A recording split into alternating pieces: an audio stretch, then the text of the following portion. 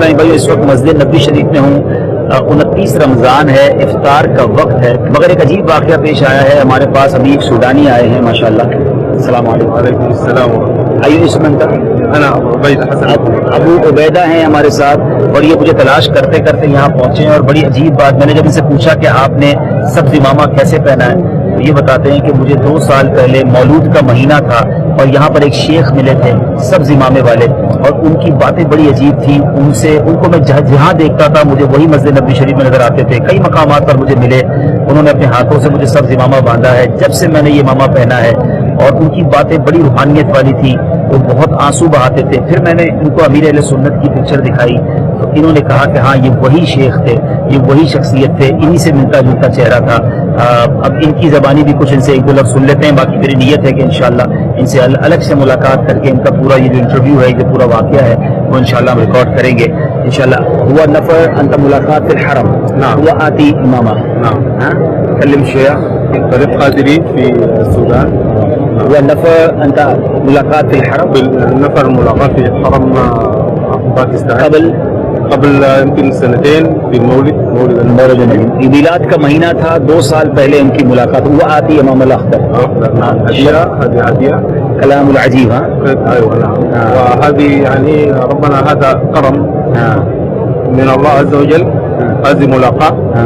وذهبت الى السودان والحمد لله يعني جعل ربنا فيها خير كثير. اللہ اللہ. کہہ رہے مجھے بہت خیر ملی ہے جب سے میں پھر امامہ باندھنا شروع کر دیا ہے. میرے لیے سودان سے مشائخ کی یہ تصویر بھی تحفے میں لائے ہیں. کیا بات ہے امیر اہل سنت کی وہ کرامتیں اب کہاں کہاں ظاہر ہو رہی ہیں. آج امیر اہل سنت کو کئی سالوں سے ظاہری طور پر تو تشریف نہیں لائے ہیں، مگر یہ عربی آ کر ہمیں بتا رہے ہیں کہ ہماری ان سے حرم شریف میں ملاقات ہوئی، انہوں نے امامہ دیا اور آج میرے سر پر امامہ ہے. اللہ کریم ہمارے امیر اہل سنت کو سلامت رکھے.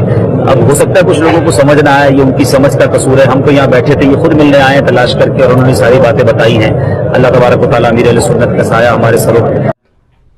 میں نے آپ کو اکثر بتایا کہ حضرت معاویہ رضی اللہ تعالیٰ عنہ گورنر شام تھے نا، حضرت موسیٰ کے حضرت عمر فاروق کے زمانے میں رضی اللہ تعالیٰ عنہ ایک چھوٹے سے حصے میں تھے. حضرت عثمان نے ان کو بڑے ایریے پہ کیا، تو حضرت عمر کو انہوں نے خط لکھ کے نا بیری بیڑا بنانے کی اجازت مانگی.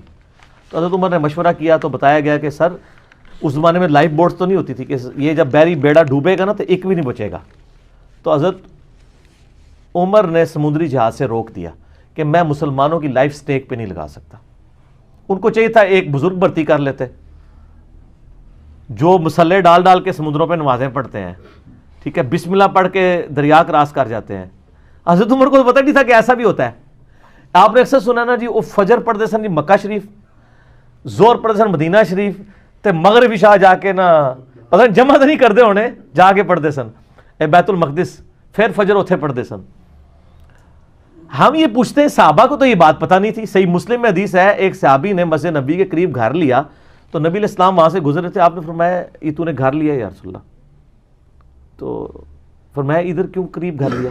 کہ یا رسول اللہ اتنی دور سے چل کے آنا پڑتا تھا، بڑی مشکل سے جماعت میں پہنچتا تھا، تھک جاتا تھا، تو کیونکہ میں اڑ تو سکتا نہیں ہوں، تو بزرگوں کا کام ہے اڑنا، ٹھیک ہے. یہ میں بریکٹ میں بتا رہا ہوں، یہ انجینئرنگ ہو رہی ساتھ ساتھ.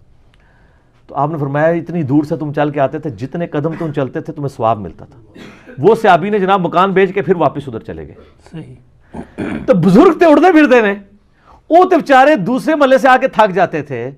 یہ ہم انجینئرنگ اس لیے کرتے ہیں کہ آپ کے دماغ کھلیں کہ بخاری مسلم میں تو صحابہ کے ایسی واقعات نہیں ملتے. جو کرامات بھی ملتی ہیں، میں نے 4 لیکچر دیے ہیں، مسئلہ 131 ABCD، جس میں نے صحابہ کی کرامات، نبی علیہ السلام کے معجزات بتائے ہیں جو صحیح سند سے ثابت ہیں. وہ دعائیں ہیں جو اللہ تعالیٰ نے ان کے حق میں قبول کر لی ہیں. اس سے زیادہ کچھ نہیں کر کے کچھ نہیں دکھا سکتا. کر کے اگر کوئی دکھا سکتا ہے وہ صرف نبی ہوتا ہے، اور وہ بھی کرتا اس وقت ہے جب اللہ تعالیٰ اس کو اذن دیتا ہے. ورنہ میں آپ کو بتاتا ہوں، مجھے بتائیں حضرت موسیٰ علیہ السلام نے جب پہلی دفعہ عصا پھینکا، قرآن میں آتا ہے، تو کیا الفاظ ہیں؟ پیٹ پھیر کے بھاگے جب وہ اژدہا بن گیا. کیوں بھاگے؟ اگر انہوں نے خود بنایا تھا پھر تو انہیں بھاگنا چاہیے تھا، ان کو پتہ ہی نہیں تھا یہ ہو جائے گا. بالکل صحیح. جیسے چھوٹا بچہ پہلی دفعہ جب نیمبو چاٹتا ہے تو کیا حالت ہوتی ہے اس کی، یا بچہ چھوٹا جب پہلی دفعہ ماچس لاتا ہے وہ ڈر جاتا ہے، آگ نکلتی ہے، اس کا پہلا ایکسپیرینس ہوتا ہے. حضرت موسیٰ علیہ السلام کا یہ پہلا ایکسپیرینس تھا. اچھا، اس کے بعد وہ عام ہو گیا، جب بھی ہوتا تھا پھینکتے تھے. لیکن جب وہ بنی اسرائیل کو لے کے سمندری جھیل کے کنارے پہنچے ہیں، پیچھے فرعونی آ گئے، آگے جھیل ہے، تو ساتھی پھر کہنے شروع کر مروا دیتا جنا موسیٰ. آپ پریشان ہو گئے. قرآن میں آتا ہے کہ حضرت موسیٰ بھی خوف کھا گئے, خیفتم موسیٰ. پھر آتا ہے کہ اللہ تعالیٰ نے وہی نازل کی کہ یہ موسیٰ یہ عصا پانی پہ مارو راستہ بن جائے گا. تو حضرت موسیٰ نے خود کیوں نہیں مار لیا؟ ان کو یہی پتا تھا کہ یہ صرف سانپ ہی بن سکتا ہے. ان کو کیا پتا تھا کہ یہ کام بھی کر سکتا ہے؟ سر قرآن میں سے کیا کیا رزلٹ نکل رہے ہیں. بالکل. وہ ڈرے کیوں؟ وہ ڈرے اسی لیے کہ ان کو یہی پتا تھا یہ کر سکتا ہے, اور ان کو پتا تھا یہ وہی کر سکتا ہے جتنا اللہ نے اسے کہا ہوا ہے. میں اپنے مرضی سے اس سے یہ کام نہیں لے سکتا کہ اس نے یہ کام بھی کر دینا ہے. وہ اور اس نے کرنا بھی کچھ, مار کے بھی دیکھ لینا نا سر کچھ بھی نہیں سی ہونا. وہ اسی وقت ہی ہونا تھا جب اللہ نے وہی کے ذریعے اس کو آرڈر کرنا تھا, تو راستہ بنا ہے. اور 10 کمانڈمنٹ فلم میں انہوں نے وہ باقاعدہ سین فلمایا.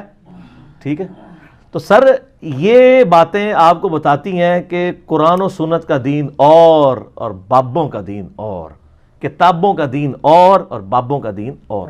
خود میں کسی کی کیا بات ہے, مطلب ہم سے بڑا بریلوی کون رہا ہے؟ کیوں جی؟ صحیح. میں 2002 میں عمرے پہ گیا ہوں, میں 15 دن رہا ہوں, میں نے ایک نماز کسی سعودیہ کے امام کے پیچھے نہیں پڑھی.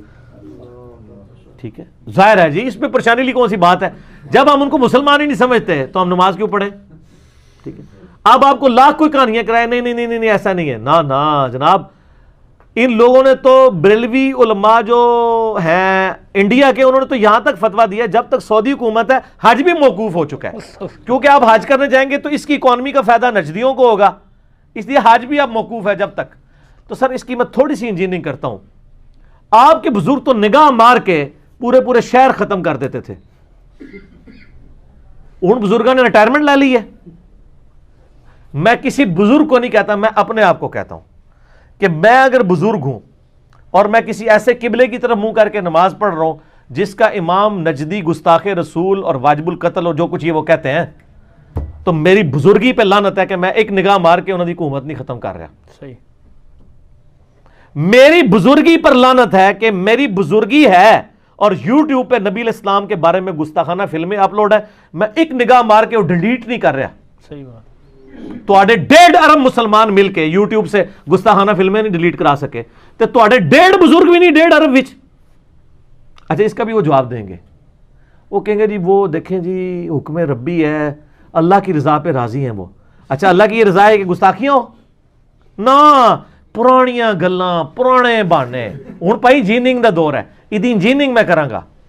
آپ لوگ تو پبلک کو یہ کہہ رہے ہیں جی امام مالک کا قول ہے کہ جی اگر کوئی گستاخ زندہ ہے تو پوری امت کو ہی مر جانا چاہیے.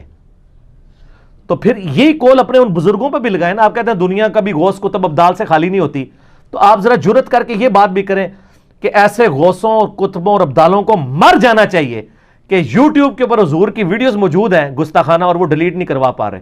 ان کی بزرگی کو مر جانا چاہیے. کہیں نا, ادھر تو پوری قوم کے ساتھ آپ جو کچھ کر رہے پچھلے 1.5-2 سالوں کے اندر وہ سب نے دیکھا ہے, تو کدھر کی بزرگی؟ اور سر کہانیاں نے ان تو ہم دسا, آپ میڈیا کا دور ہے, کبھی کوئی بزرگ سامنے نہیں آئے گا. بزرگی چیک کرنے کے لیے لوگ کیمرے لے کے پہنچ جائیں گے اور پکڑی جائیں گی ساری چیزیں. یہ سب کہانیاں تھیں, کہانیاں پکڑی جاتی ہیں اور اللہ کے فضل سے. اچھا, یہ آپ اکثر کئی بزرگوں کے بارے میں, جناب ایک بندہ آیا وہ کہتے ہیں مجھے قرآن سیکھنا ہے ایک بزرگ کے پاس, اور وہ بزرگ بے شمار ہیں جن کے بارے میں. تو انہوں نے کہا جی نماز میرے پیچھے پڑھی. اس نے نماز پڑھی تو سجے پاسے سلام پھیریا تو سارے ہی حافظ ہو گئے, کھبے پاسے پھیریا تو سارے ہی ناظرہ ہو گئے. یعنی دائیں طرف سلام پھیرا سارے حافظ بن گئے, بائیں والے ناظرہ ہو گئے. اچھا جی, ان سے صرف یہ پوچھیں کہ یہ جو کرتے تھے ان سے خود کہیں یہ تجوید کے ساتھ ذرا نماز سنا دیں. ترجمہ نہیں سن رہا ہوتا, سب کو پتہ آنا ہی کوئی نہیں, ترجمہ نہیں, تجوید کے ساتھ صرف نماز سنا دیں. التحیات للہ والصلوات والطیبات, تجوید کے ساتھ.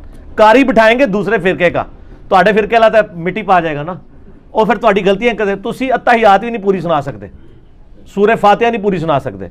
جن کے بارے میں آپ کہہ رہے ہیں وہ آج بھی ہے نا, سجے پاسے اسلام پھیر رہے سارے حافظ.